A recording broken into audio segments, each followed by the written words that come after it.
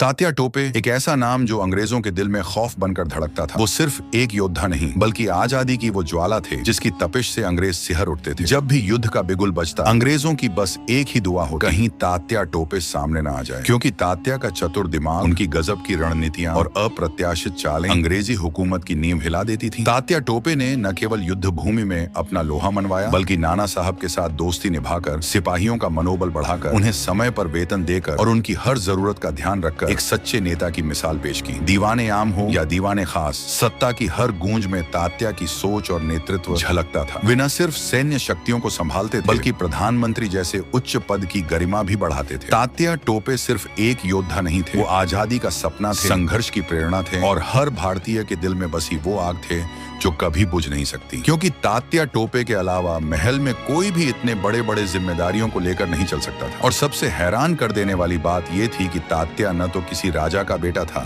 न किसी योद्धा का, और न ही किसी अमीर घराने से ताल्लुक रखता था। फिर भी उसमें वो बुद्धि थी, वो साहस था और वो जज्बा था जो उसे हर किसी से अलग बनाता था। उसकी इसी असाधारण शक्ति और आत्मबल ने अंग्रेजों को अंदर से झकझोर कर रख दिया था, मानो उनकी हिम्मत को चूर चूर कर दिया। 1814 में महाराष्ट्र के येवला में एक ऐसे वीर का जन्म हुआ जिसने आगे चलकर देश की आजादी की लड़ाई में अमिट छाप छोड़ी, तात्या टोपे। जन्म के समय उनका नाम रामचंद्र पांडुरंग रखा गया था। उनके पिता पांडुरंग एक विद्वान और धर्मनिष्ठ व्यक्ति थे, जिन्हें वेद और उपनिषद कंठस्थ थे। यही विद्वत्ता उन्हें बाजीराव द्वितीय के दरबार तक ले गई। बाजीराव द्वितीय जब पुणे छोड़कर उत्तर भारत के बिठूर पहुंचे तो उनके साथ कई परिवारों ने अपना सब कुछ छोड़ वहां नए सिरे से बसने का निर्णय लिया। इन्हीं परिवारों में पांडुरंग का परिवार भी था, जो अपनी पत्नी, बेटे रामचंद्र और गंगाधर के साथ बिठूर आ पहुंचा। बिठूर की धरती ने तात्या टोपे को उस क्रांति के करीब ला दिया जिसकी चिंगारी वो जीवन भर अपने भीतर जलाते रहे। यही उनका संपर्क पेशवा, नाना साहेब और मोरोपंत तांबे से हुआ। इन संबंधों ने उनके जीवन की दिशा तय कर दी। आगे चलकर वे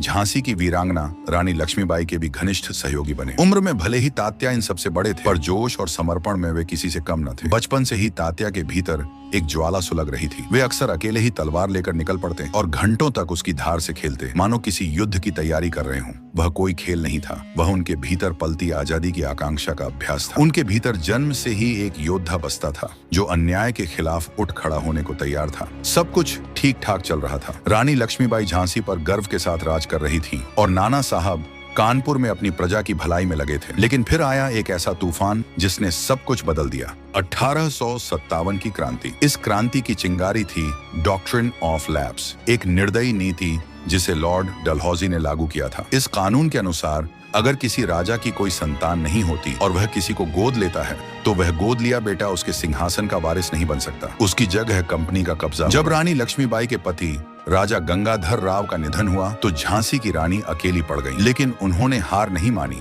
अपने और अपने दिवंगत पति के सपनों को जिंदा रखने के लिए उन्होंने एक छोटे से मासूम बच्चे दामोदर राव को गोद लिया ताकि झांसी को वारिस मिल सके, ताकि राजपाट चलता रहे। लेकिन अंग्रेजों ने उस बच्चे को मान्यता देने से इनकार कर दिया। उनके लिए वह बच्चा सिर्फ एक बहाना था झांसी को हड़पने का। रानी के लिए यह सिर्फ एक साजिश नहीं, सीधा अपमान था।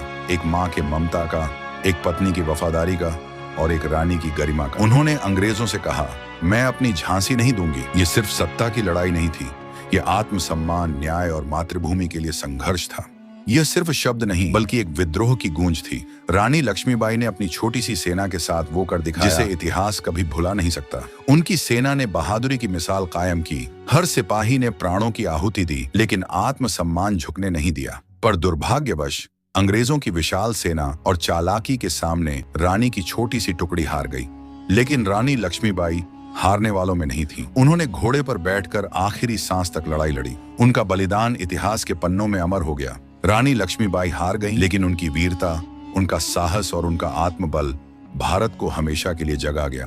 इधर झांसी में रानी लक्ष्मीबाई अंग्रेजों से दो दो हाथ कर रही थी, तो वहीं कानपुर की धरती पर नाना साहब भी आजादी की मशाल लिए अंग्रेजों के खिलाफ डटकर खड़े थे। नाना साहब ने हार मानना सीखा ही नहीं था। उन्होंने न केवल युद्ध लड़ा बल्कि लगातार 3 बार अंग्रेजों को परास्त कर ये साबित कर दिया कि भारत की धरती पर अभी भी ऐसे शेर जिंदा हैं जो अन्याय को बर्दाश्त नहीं करते। इस क्रांति में नाना साहब के साथ खड़े थे उनके परम मित्र, भारत माँ के सच्चे सपूत तात्या टोपे। तात्या कोई आम सेनानी नहीं थे, वे बुद्धि और वीरता का अद्भुत संगम थे। युद्ध युद्ध के मैदान में जितने तेज थे, फैसले लेने में उतने ही निर्णायक। उनके इसी साहस और चतुराई ने उन्हें पूरे महल में विशेष सम्मान दिलाया। लोग उन्हें सिर्फ एक सेनापति नहीं बल्कि एक मार्गदर्शक और संकट मोचक मानते थे। जब नाना साहब कुछ समय के लिए कानपुर से बाहर गए, तब तात्या टोपे ने न केवल महल की बागडोर संभाली बल्कि हर जिम्मेदारी को पूरी निष्ठा और समर्पण के साथ निभाया। एक सच्चे दोस्त, एक निष्ठावान सिपाही और एक कुशल रणनीतिकार के रूप में उन्होंने यह सिद्ध कर दिया कि जब तक ऐसे वीर भारत की धरती पर हैं, तब तक गुलामी ज्यादा दिन टिक नहीं सकती। उनकी दोस्ती, निष्ठा और वीरता आज भी देशभक्ति की मिसाल है। एक ऐसी मिसाल जो दिलों में आग भर देती है, आंखों में गर्व के आंसू और होठों पर एक ही नाम ला देती है, तात्या टोपे। जब झांसी की रानी आखिरी सांस तक लड़ते लड़ते थक चुकी, तब उन्होंने नाना साहब को एक चिट्ठी लिखी, आशा की आखिरी डोरी थामे हुए। उस चिट्ठी में एक मित्र, एक योद्धा और एक देशभक्त की पुकार थी। मुझे आपकी मदद चाहिए, मातृभूमि को बचाने की आखिरी कोशिश बाकी है।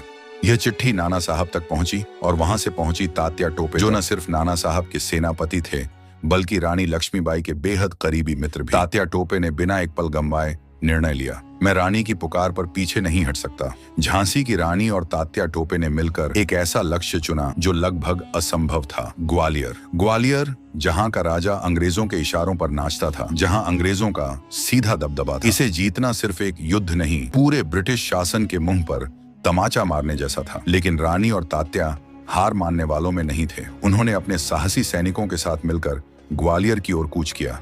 तलवारें चमक उठी, तोपें गरजने लगी और एक बार फिर भारत मां के सपूतों ने रणभूमि को वीरता से गूंजा दिया।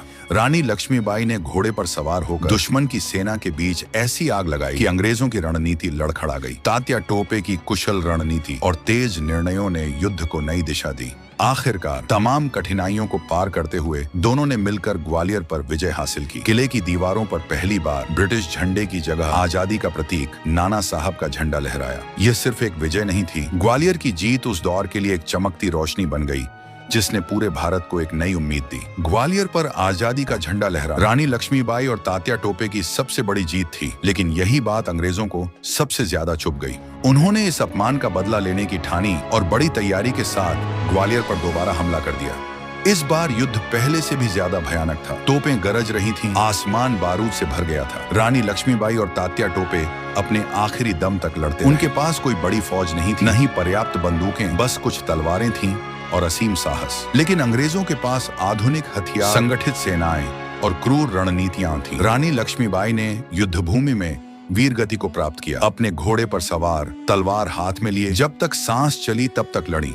उनका बलिदान अमर हो गया। तात्या टोपे किसी तरह जान बचाकर वहां से निकल गए। वे छिपते छिपाते जंगलों, गांवों में रहे। उनके लिए हर दिन एक नई जंग थी। लेकिन देश के भीतर बैठे कुछ गद्दारों ने एक दिन अंग्रेजों को उनकी खबर दे दी। जब तात्या टोपे पकड़े गए तो ब्रिटिश सत्ता कांप गई थी, क्योंकि वे जानते थे ये आदमी सिर्फ शरीर नहीं है, ये विचार है, विद्रोह है, आग है।